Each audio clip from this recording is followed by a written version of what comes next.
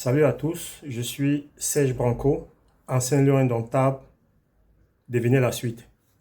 Cette sortie, c'est juste pour analyser, décortiquer l'interview du président de la FECAFOOT, le docteur Samuel Eto'o, qu'il a tenu lundi soir sur la chaîne Info TV, en face les deux journalistes que je vais nommer Parfait Aïssi et Hervé K. Essayons d'analyser.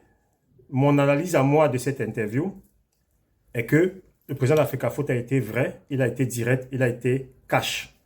Et je suis content de savoir que l'opinion a compris certaines choses qui se disaient sous table, qui se disaient sous cap, qui ont été mises à nu. Déjà, je vais commencer par les deux journalistes, les deux intervieweurs. Bon, je pense que Parfait ici, pour moi, à la base, au début, était un hibou. Avec la force du temps, il essaie de masquer, il essaie de devenir églisien, mais on sent toujours qu'il y a quelque chose qui ne va pas. Bon, heureusement qu'il a été repris cash. Il a commencé l'émission en mettant les muscles, il est venu très engagé, il venait très fort. Et il a eu la malchance d'aborder le problème des mœurs, de parler de Gaël Eganamui, qui est une légende, qui est la légende du football féminin au Cameroun. Quand on parle de football féminin au Cameroun, c'est le ballon d'or, la vedette, la star, la personne qui est comme Samuel Eto'o dans le football féminin, c'est Gaël Eganamui. Quand elle a abordé le cas des mœurs de Gaël Eganamui, directement le président de la FECAFOOT l'a repris en parlant de ses propres problèmes d'accusation de mœurs qu'il avait eu. Je crois que là, ça l'a calmé. Après, il est devenu un peu plus souriant. Il a baissé la garde. Parce que là, j'ai remarqué que la garde a baissé. Il est devenu un peu plus conciliant, un peu plus... il voulait plus gagner les faveurs du président. Peut-être qu'on ne pousse pas trop dans cette direction-là. J'ai l'impression.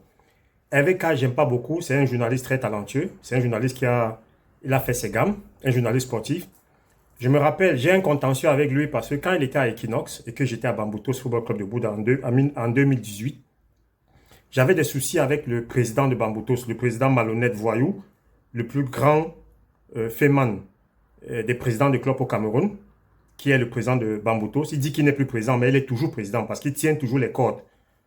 Alors j'allais à une émission où Hervé K m'avait invité un lundi soir et je venais avec des preuves selon lesquelles il y avait des détournements de fonds dans Bamboutos Football Club de Bouddha. Le président de Bamboutos Football Club de Bouddha, depuis une dizaine d'années, amasse une fortune avec le nom du club sans que les élites, sans que les supporters ne soient au courant. Il a pu se construire un duplex dans son village. Il a pu construire un hôtel en Dogbon, quelque part là-bas. Pourquoi, avant d'être président de Bamboutos, il n'avait pas fait tous ces investissements-là? Parce qu'il rencontre des présidents africains, selon sa chaîne de télévision privée. Et quand il part faire ses interviews, comme il a demandé des services à Samuel Eto'o de lui présenter, d'ouvrir son carnet d'adresses pour rencontrer les présidents africains. Et il profite par là pour dire que voilà, j'ai une équipe, j'ai besoin de sponsors, j'ai besoin de financement, il fait un peu du merchandising. Et tous ces virements que ces présidents-là donnent, que ces donateurs donnent, ça va dans son compte privé. Les élites Bouddha ne le savent pas, les supporters ne le savent pas. Et on fait cotiser les supporters dans les comités de soutien. On envoie de l'argent qu'il prend. Aujourd'hui, 10 ans après qu'il a été à la tête de Bamboutos, le monsieur, il a tellement investi dans l'immobilier avec l'argent du club. Parce que le conseil d'administration de Bamboutos n'existe pas. C'est fictif, c'est sur les papiers. Il a mis 14 noms, 15 noms. Il ne siège jamais. Il va juste voir deux élites qui sont Manfo David, Elegance Pressing et Bellavie Hotel. Et il va voir parfois Général Voyage. Parfois, il va voir Afrique Bois, l'honorable, je ne sais plus comment il s'appelle. Voilà. Parfois, il va voir encore... donc, il va voir certains élites qui mettent 5, 6, 7, 8 millions. Et il ne donne jamais de compte rendu. Et il les menace chaque fois qu'il a des dossiers sur les élites, que celui qui lève la tête, il va faire un reportage sur lui. Donc, il fait du chantage aux élites Bamboutos, quoi. Tous les élites que j'ai rencontrés avaient peur. On ne veut pas des problèmes avec lui. Il est journaliste, il a une chaîne de télé. On ne veut pas qu'il nous affiche. Voilà comment il a pu faire arnaquer tout un département depuis 10-15 ans à la tête de Bamboutos. Alors j'allais à cette émission parce que j'avais des documents qu'on m'avait remis. Et j'allais à cette émission de Equinox Soir que présentait Hervé K pour apporter toutes ces preuves. Comme j'avais rendez-vous le lundi soir à 21h, en journée, ce même journaliste Hervé K allait le voir pour me dénoncer et raconter tout ce que je venais faire. Alors ce président de Bamboutos, dont vous connaissez tous, dont je ne veux pas citer le nom, avec un ami procureur à Douala, avec qui ils sont dans les choses bizarres, mais je ne veux pas entrer dans ces détails, il a monté ce procureur qui a envoyé des anti-gants venir m'attendre à l'entrée d'Equinox. Voilà où ils m'ont kidnappé, ils m'ont attrapé, ils m'ont brutalisé, ils ont volé tous ces documents-là, ils sont partis. Donc c'est pour ça que depuis ce jour, RVK et moi, ça ne passe pas. Parce que j'aime bien ces émissions, j'aime bien comment il présente, mais l'homme même, sa moralité professionnelle, sa personnalité, j'aime pas. Voilà, donc pour sortir sur les deux journalistes, je reviens maintenant sur le président de Bamboutos. Le président le plus malhonnête de l'histoire du football camerounais, qui a essayé d'arnaquer le président de la FECAFOOT, qui a essayé de flatter le président de la FECAFOOT, de lui ouvrir son carnet d'adresse, ce que le président de la FECAFOOT a fait. Quand je racontais ici dans une sortie que Samuel Eto'o avait sauvé Bamboutos, quand les Bouddhas le traitaient de tribaliste, on me disait que tu soutiens un tribaliste, il a fait descendre l'équipe de ton village, mais tu le soutiens. Je suis allé dans les médias, je suis allé sur les réseaux sociaux, je suis allé dans des forums, les forats, dire que non, vous vous trompez. On vous instrumentalise. Samuel Eto'o a sauvé Bamboutos de la relégation parce que j'étais à Yaoundé à la FECAFOOT, ma banque est ça qui est témoin. Quand le fax du taxi est arrivé, l'ancien secrétaire général était là. Il m'a appelé, il m'a dit, Branco, voilà l'équipe de ton village qu'on demande de reléguer. J'ai plaidé pour que ça ne soit pas appliqué. Samuel Eto'o a mis du soi. Il a demandé qu'on ne relègue pas Bamboutos. Voilà comment Bamboutos était resté en première division. J'ai parlé de ça, on m'a insulté. Moi, j'ai dit toujours mes vérités. On me traite de Chinda, on me traite de tout ce qu'on veut. C'est pas grave. Donc, je sors sur ce dossier. Un président de club qui, en une saison, a utilisé 11 entraîneurs, 132 licences. Il ne paye jamais les joueurs. Il ne paye pas les entraîneurs. Il fait du chantage aux élites du département de Bamboutos. Au milliardaire Bouddha qui finance l'équipe, il a fait du chantage. Quand on demande des comptes, il les menace. Voilà, pour moi, le président le plus malhonnête du football camerounais. Le président de Bamboutos Football Club de Bouddha. Je le dis et je l'assume. Il m'a menacé de mort. Il a monté les gens de m'agresser. J'ai une plainte que j'ai déposée à la gendarmerie de Bouddha, au tribunal de Bouddha, mais ça n'a pas prospéré. J'ai encore cette plainte avec moi pour menace de mort et pour agression physique. Donc, une fois que j'ai dit ça, je sors de ça. Je reviens maintenant sur... Les gens disaient, oh, il dit toujours que je. Il a nominé Jérémy Sorendita. Jérémy Sorendita, il veut être président de la FECAFOOT, tout le monde le sait. Mais il ne le dit pas. Est-ce qu'il n'a pas les couilles? Quand il faut passer à l'élection, il fuit.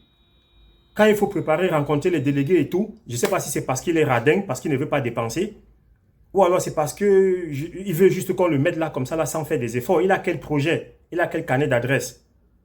Il a quel projet pour le football camerounais? Il est au Sénafoc depuis 10 ans, plus d'une dizaine d'années. Le budget du Sénafoc, on ne sait pas comment ça se passe. Les élections là-bas, il n'y a jamais, on ne sait même pas quand il y a élection, on sait seulement qu'il a été réélu. Mais ça, personne n'en parle. Mais c'est Samuel Eto'o le mauvais. Moi, je suis proche de Samuel Eto'o. Je suis proche du président de la FECAFOOT. J'étais proche du président de la FECAFOOT. J'étais proche de Jérémy Ndita. Je connais le fonctionnement de ces trois-là. Parmi les trois, je ferme les yeux, je choisis Samuel Eto'o parce que, l'homme est d'abord social. L'homme a la main facile. Il dégaine, il décaisse facilement. Mais les autres là, celui de Bamboutos, gros menteur, gros féman, arnaqueur, voyou, bandit, arrogant, hautain, Jérémy Ndita, radin, sunois, toujours les bac-bac dans les dos des gens. Voilà. Donc, dans ce cas-là, je ne sais pas. Quand on va me dire tu supportes Samuel Eto'o parce que tu as faim. Mon frère, ceux qui me connaissent savent que je n'ai pas faim. Même si j'ai faim, devant un milliardaire, j'ai faim. Samuel Eto'o milliardaire, devant lui, j'ai faim. Quand il est bon, quand c'est bon, il me décaisse. Et quand il me décaisse, je ne veux pas dire non. Mais toi aussi, viens me décaisser, je vois. J'ai failli mourir, il m'a sauvé. Qui était là pour me donner un coup de main? On serait en train de parler de moi aujourd'hui au passé. Serge Branco. Quand il dit je suis champion olympique, ça vous énerve. Je suis champion olympique, ça vous énerve. Est-ce que j'ai menti? Nous qui avons saigné, on s'est battu pour avoir un mérite. Mais vous avez les gens qui sont de nulle part, qui n'ont rien prouvé dans le football, qui n'ont rien prouvé au Cameroun. Moi, j'ai fait dormir les Camerounais à 2 h du matin. Le président a créé 3 jours fériés à cause de nous parce qu'on a gagné la médaille d'or aux Jeux Olympiques. Aujourd'hui, vous venez m'insulter que je suis rien. Mais vous voulez supporter les Zibous qui n'ont rien fait dans leur vie, qui n'ont rien fait dans le football, qui n'ont rien fait pour vous, qui vous ont donné aucun bonheur, aucun plaisir, qui ne méritent même pas, qui n'ont pas défendu le vert ou jaune. Et vous venez nous insulter, nous les footballeurs aujourd'hui, pour supporter ces gens-là. Moi, de toute façon, je reste fair play. Et je ne fais que dire, je n'aime pas l'injustice au fait. Je ne fais que dire la vérité. Moi, je pense que Samuel Eto'o a été plus que brillant lors de cette interview. Il nous a prouvé que depuis 4 ans, il progresse. J'ai dit sur le plan administratif, il a réussi son mandat à 100%. Sur le plan judiciaire, il a gagné tous ses procès, il a réussi son mandat à 100%. Même le moustachu, le ministre des Sports, est tombé KO. Il a disparu, on n'entend plus parler. Maintenant, il est toujours, il fonctionne en sous-solengue. Les hiboux, depuis cette interview-là, je n'ai rien entendu. Tous sont tombés KO. Tous fonctionnent maintenant en sous-solengue. Vous voulez qu'on dise quoi? Maintenant, sur le plan sportif, il a réussi pour moi à 75%. Il faut améliorer le championnat, il faut améliorer le championnat jeune, il faut améliorer le championnat amateur. Lui-même, il le dit. Personne n'a jamais dit que Samuel Eto'o était parfait, puisque lui-même, il reconnaît qu'il n'est pas parfait, qu'il n'a pas tout bien fait. Ne parlons pas du siège, du salaire minimum, les subventions, tout ce qu'il a fait. Laissons ça tomber. Lui-même, il dit que je ne suis pas parfait. Mais quand on va venir dire qu'il a fait ceci, vous allez dire que oh, il est Dieu, il est pasteur. Il n'est pas pasteur. Le pasteur lui-même reconnaît qu'il n'a pas été à la hauteur à 100%. Alors, il demande 4 ans encore pour s'améliorer. Et ces 4 ans-là, on attend qu'il s'améliore sur le plan sportif, sur le plan du championnat des jeunes, sur le plan du championnat amateur. L'administration, c'est clair. L'organigramme de la FECAFOOT, la gestion, la discipline, il n'y a plus la corruption à la FECAFOOT. Tout est OK. La programmation du championnat, les dates, les fins du championnat, les trêves, le salaire minimum des joueurs, le siège, tout ça, c'est bon sur le plan administratif. Sur le plan judiciaire, les organes judiciaires à la FECAFOOT sont indépendants. Leurs décisions n'émanent pas de Samuel Eto'o. Il est seulement au courant, comme nous, qu'on a suspendu tel. Heureusement qu'aujourd'hui, on a lavé, on a nettoyé tous les fossoyeurs du football camerounais. On a nettoyé tous les présidents malhonnêtes, tous ceux qui venaient s'enrichir, qui venaient jouer les personnes non touchables dans le milieu du football. Ils ont été tous balayés. Maintenant, on travaille avec les gens qui aiment le football, qui sont passionnés et qui respectent les textes et qui vont fonctionner dans la lignée du président de la FECAFOOT, le Dr Samuel Eto'o. Merci.